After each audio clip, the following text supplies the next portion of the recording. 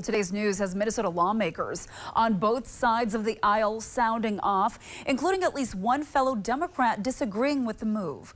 Northern News Now's Maggie Franzen continuing our team coverage tonight, joining us live in studio with those mixed reactions from those Northland lawmakers. Maggie. Right, Laura. Governor Walz's executive order is drawing swift and deeply divided reactions from Northland lawmakers today.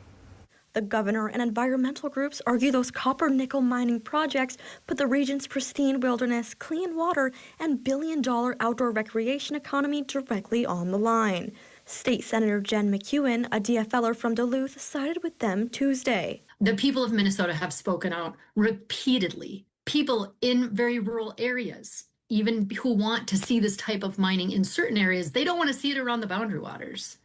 So I think that those leaders that are expressing that frustration, I wonder who they think they're speaking for. However, other Northland lawmakers are pushing back, including DFL State Senator Grant Hochschild, who represents the area in St. Paul. He says Minnesota has some of the strongest environmental and labor standards in the country.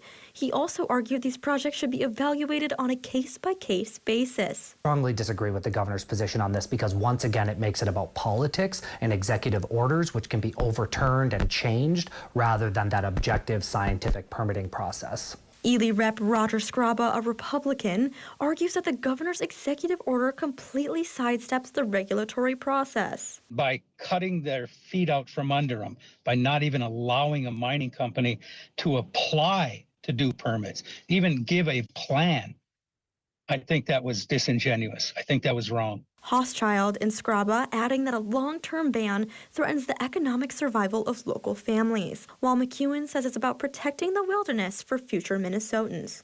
We have statements from other lawmakers, including both women running for Minnesota governor this November on our website. Live in studio, Maggie Franzen, Northern News Now.